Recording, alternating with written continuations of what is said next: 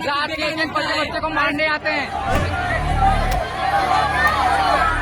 अखिलेश यादव जी बहुत चिंता में है, परेशानी में है और इसीलिए भारतीय जनता पार्टी के गठबंधन पर लगातार डोरी डाल रहे हैं। बच्चा चच्चा को कैसे मनाएगा, इसके विषय में सोचें। उन्नाव में स्कूल के बच्चे सड़क पे हैं। लखनऊ में कुछ दिन पहले ऐसी ही तस्वीरें दिखी थी। उधर अखिलेश यादव ने 2027 से पहले ही एनडीए के सहयोगियों के लिए सीट का एक आंकड़ा उछाल दिया है और आरोप लगाए हैं और अब बीजेपी और उनके सहयोगी उनसे कांग्रेस का हिसाब पूछ रहे हैं।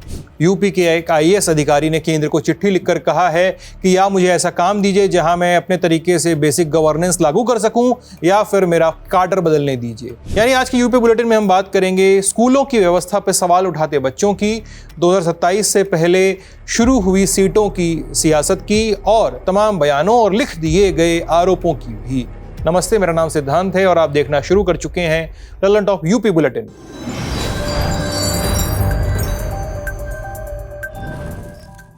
प्रोटेस्ट के बारे में बात करने के लिए सबसे जरूरी है उसका परिमाण जानना और परिमाण जानने के लिए देखिए ये तस्वीरें। ये तस्वीरें यूपी के उन्नाव से आई हैं। बात वही है, ज़ेन अल्फा फिर से सड़कों पर आ गए हैं। क्यों, आपको बताते हैं। पहले एक छोटी सी बात, जनरेशन अल्फा आमतौर पर उन बच्चों का कहा जाता है जिनका जन्म करीब 2010 के बाद हुआ है। हालांकि हर संस्था इसकी एग्जैक्ट स्टार्टिंग डेट पे एकमत नहीं है और लखनऊ के प्रदर्शन में कुछ बच्चे उम्र के लिहाज से जेन जी भी आ सकते हैं। टाइम्स ऑफ इंडिया ने लखनऊ के छात्रों को जेन जी और जेन अल्फा दोनों लिखा है। इसलिए आगे जब हम जेन अल्फा प्रोटेस्ट कहेंगे तो हम इन्हीं स्कूली बच्चों के आंदोलन को एड्रेस कर रहे होंगे। अब जानते हैं कि उन्नाव में क्या हुआ। लखनऊ से कुछ ही दूरी पर है उन्नाव। हसनगंज तहसील के न्योतनी इलाके में है जयप्रकाश नारायण सर्वोदय आवासीय विद्यालय। यहाँ रह के इसी नाम का एक विद्यालय लखनऊ में भी है जहाँ 14 अगस्त के दिन छात्रों का गुस्सा फूटा था और वो सड़कों पर उतर आए थे। अब 19 अगस्त की सुबह उन्नाव वाले स्कूल के 200 से ज्यादा छात्र बाहर निकले और मोहान बांगरमऊ रोड पर स्थित मोहान तिराहे पे बैठ गए। सड़क जाम, छात्रों का आरोप कई सब्जेक्ट्स के टीचर्स हैं ही नहीं, उनका सिलेबस पूरा नहीं हो रहा है, खाना खराब है, पीने के पानी की समस्या है, हॉस्टल और स्कूल में लगे पंखे खराब हैं और छात्रों का यह भी आरोप कि बीमार पड़ने पे कई बार समय पे इलाज नहीं मिल पाता। अमर उजाला की रिपोर्ट है, कहा है उसमें कि छात्रों ने प्रधानाचार्य के व्यवहार को लेकर भी नाराजगी जताई। बहुत कम है और हमारे कैंटीन में व्यवस्थाएं बहुत अधिक है और हमारे हॉस्टल की व्यवस्थाएं एकदम घटिया है, कह नहीं सकते। यहाँ पे प्रिंसिपल से कहो तो कहते हैं टीसी दे देंगे, टीसी दे देंगे, टीसी देंगे, हमें धमकाते हैं और हमें टीचर नहीं आ रहा, शिक्षा बेकार हो जाती है, बोर्ड हमें पूरा करना होगा। और कैंटीन में खाना रात के 1 बजे बच्चे को मारने आते हैं, वो भी किसी ने अंडर मारने आते हैं।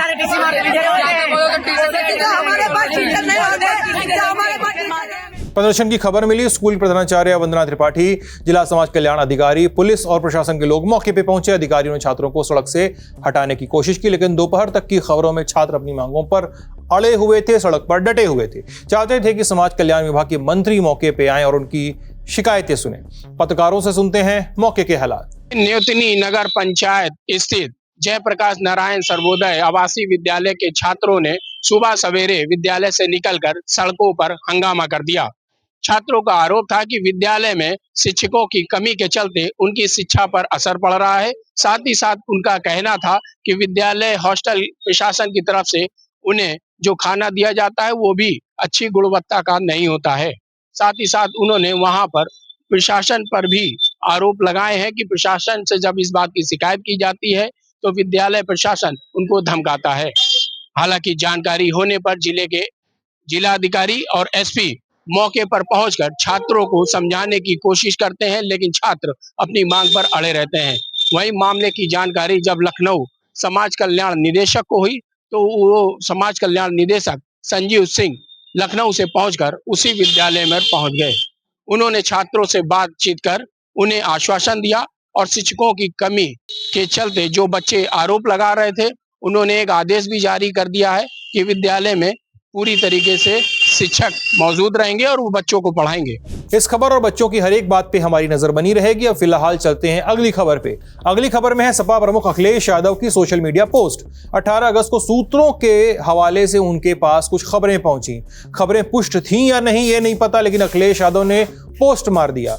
यह खबर बेहद स्वागत योग्य है कि भारतीय जनता पार्टी अपनी हार सामने देखकर पीडीए के दबाव में जवाब में अपने सहयोगी दलों को इधर उधर छटकने से बचाने के लिए कुछ चुनाव विशेषज्ञों की सलाह पे निम्न विवरण के अनुसार सीटें देने की योजना पर काम कर रही है। राष्ट्रीय लोकदल को 73 सीटें, सुभाषपा को 39 सीटें, निषाद पार्टी को 31 और अपना दल को 19 सीटें। यूं देखें तो एक सराहनीय बात है, लेकिन पीडीए की जनसंख्या के अनुपात में ये आधे से भी कम ही है, इसलिए ये योजना बुरी तरह असफल होगी। अखिलेश यादव ने अपने हिस्से की भविष्यवाणी भी की, ये सब लिखने के अलावा लिस्ट गिनाई। बेरोजगारी, महंगाई, शिक्षा भर्ती में गड़बड़ियां, 69,000 शिक्षक भर्ती में आरक्षण मारना, बुलडोजर कार्रवाई, अग्निवीर, बच्चों पर लाठीचार्ज, मंदिर में चोरी, फर्जी एनकाउंटर, स्वास्थ्य समस्याएं, सड़कें और भ्रष्टाचार, संविधान बदलने की साजिश। अखिलेश यादव ने ये चीजें लिखकर कहा कि ऐसे काम करने वाले भाजपाइयों और उनके संगी साथियों को जनता पूरी तरह से नकार चुकी है। अब अगर अखिलेश यादव का गणित देखें तो एक नंबर का आंकड़ा बनता तो है 73 + 39 + 71 + 19 जोड़ेंगे तो बनेगा 162 का आंकड़ा। अब यूपी की टोटल 403 विधानसभा सीटों में ये नंबर हटा देंगे तो कितना बनेगा? 403 - 162 = 241। यानी अखिलेश यादव के आंकड़े से चलें तो पूरे यूपी में भाजपा बस इतनी ही सीटों पर चुनाव लड़ने का मन बना रही है, बाकी सब सहयोगी को खाते में जाएंगे। लेकिन साल 2022 का विधानसभा चुनाव याद करिए, तब भी तो इतनी ही सीटें थीं, 403, लेकिन तब सुभाषपा ने 19, निषाद पार्टी ने 10 और अपना दल ने 17 सीटों पे चुनाव लड़ा था। आरएलडी उस समय सपा के साथ थी और तब पार्टी ने 33 सीटों पे प्रत्याशी उतारे थे और भाजपा खुद 376 सीटों पर चुनाव में उतरी थी। जिस वजह से अखिलेश यादव ने ये एनडीए के सीटों के बंटवारे वाला का फॉर्मूला डाला ना, वो काम पर लग गए बीजेपी और उसके सहयोगी दल। और यही अखिलेश यादव का एजेंडा भी था। करना क्या था? कुछ शब्दों को लिखा उन्होंने और काम पर लग गए। अब देखिए, अपना दल के आशीष पटेल वो रिएक्शन दे रहे हैं, ओम प्रकाश राजभर दे रहे हैं, निषाद पार्टी के संजय निषाद दे रहे हैं। बीजेपी कह रही तो क्या समाजवादी पार्टी कांग्रेस के लिए 300 सीटें छोड़ देगी? अरे यही सब तो चाहते थे कि इसी बहाने सब लोग उलझे रहे। वो ये बताना चाह रहे हैं कि चूंकि पीडीए का काट चल रहा है, जैसे लोकसभा चुनाव में चला तो विधानसभा में चलेगा, तो भाई राजभर जी आपको जितना मिला था उससे ज्यादा पर। हालांकि पिछली बार ओम प्रकाश राजभर समाजवादी पार्टी के सहयोगी दल थे, अपना दल का भी कोटा बढ़ा दिया। खासतौर से आरएलडी पर उनकी बड़ी कृपा रही है, जिसके बारे में आजकल रुपया और चवन्नी वाला पूरा मामला चल रहा है। तो उनको तो उन्होंने 70 से ज्यादा सीटें मांगने के लिए कह दी हैं कि भाई चूंकि वो पिछली बार साथ में थे तो एक तरीके से वो चाहते हैं कि सब आपस में उलझे रहें। आप लोगों को लॉलीपॉप थमाया है, ये एक उनका पॉलिटिकल गेम है और इस गेम में ना अभी तो एनडीए फंसी हुई नजर आ रही है। लेकिन अभी का आंकड़ा अलग दिखाई दे रहा है और विपक्ष ने जब ये तंज कसा है तो सत्ता पक्ष के नेताओं की प्रतिक्रिया भी आई है। पूछने लगे हैं कि अखिलेश जी कांग्रेस को कितनी सीटें दे रहे हैं।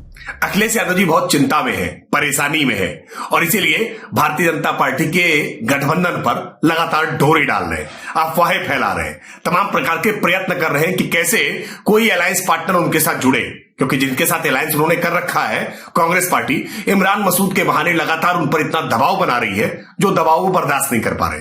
कांग्रेस से छुटकारा चाहते हैं और नए अलायंस पार्टनर ढूंढने के लिए ही कपोल कल्पित अफवाहें फैलाने की चेष्टा कर रहे हैं। देखिए, मुझे लगता है कि अखिलेश यादव जी की भाषा शैली खराब होती जा रही है जैसे जैसे चुनाव करीब आ रहा है।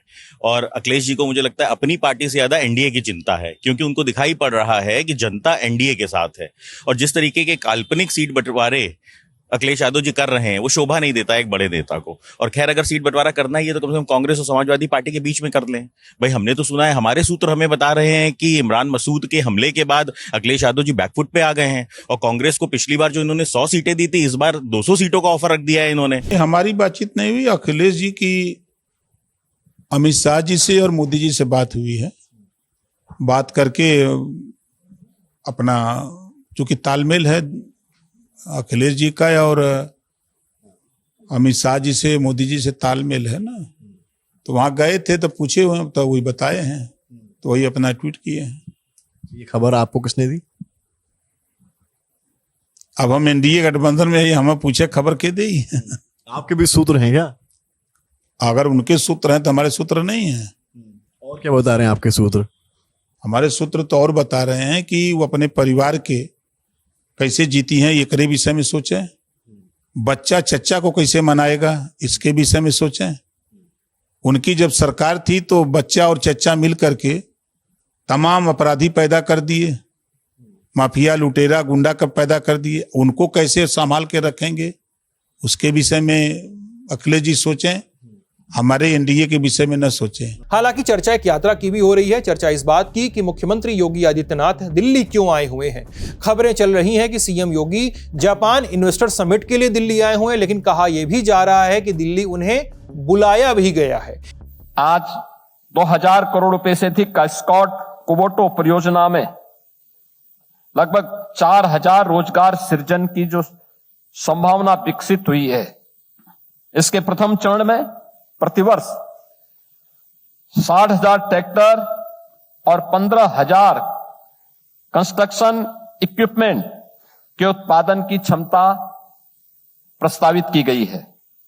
यह भारत जापान इंडस्ट्रियल कॉर्पोरेशन का एक महत्वपूर्ण उदाहरण है। स्पार्क मिंडा टोयो डेंसोट साझेदारी भी जापानी टेक्नोलॉजी और उत्तर प्रदेश के स्ट्रांग मैन्युफैक्चरिंग इकोसिस्टम के इंटीग्रेशन की संभावनाओं को प्रदर्शित करता है। जेट्रो, इन्वेस्ट यूपी और सीआईआई के मध्य प्रस्तावित त्रिपक्षीय समझौता ज्ञापन पूरी प्रक्रिया को और अधिक संस्थागत और सुदृढ़ आधार प्रदान करेगा। इस बुलाने में भविष्य, चुनाव और गठबंधन जैसे कीवर्ड कितने पगे होने की संभावना है, ये जानते हैं लल्लन टॉप के पॉलिटिकल एडिटर पंकज झा से।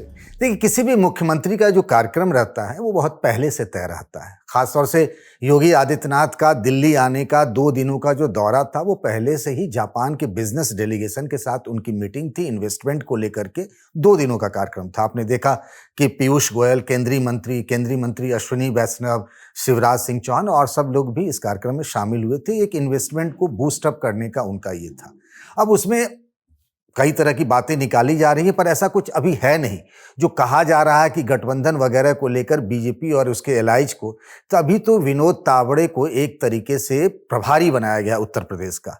तो सीटों के साथ सीटों पर तालमेल को लेकर के किस पार्टी के साथ क्या होगा या फिर इलेक्शन को लेकर क्या स्ट्रेटजी होगी, ये तो जब विनोद तावड़े लखनऊ पहुंचेंगे और फिर बातचीत होगी उसके बाद रूपरेखा होगी। हाँ, ये बीजेपी के अंदर क्या होता है ना कि कई तरह की चीजें खुद ही बहुत सारे चूंकि ग्रुप्स हैं, सब ग्रुप्स हैं, तो ये बातें कही जाती रही। लेकिन मुख्यमंत्री का एक प्रोटोकॉल होता है, एक कार्यक्रम होता है, वो पहले से तय था और उनकी कहीं भी किसी ऐसे खास प्रधानमंत्री या किसी और से मुलाकात की बात तो इस 2 दिनों के दौरे में नहीं है। वापस वो लखनऊ जा रहे हैं और फिर से इन्वेस्टमेंट को लेकर ही बैठक है। चर्चा लिखे की हो ही रही है तो एक चिट्ठी की चर्चा भी कर लेते हैं। यूपी काडर के आईएएस रिंकू सिंह राही ने यह चिट्ठी department of personal and training को लिखी है, यानी डीओपीटी को। यह भारत सरकार की एक एजेंसी है जिसके जिम्मे यह काम भी होता है कि यूपीएससी के तमाम अफसरों को ट्रेनिंग, पोस्टिंग और सर्विस कोड मुहैया कराए।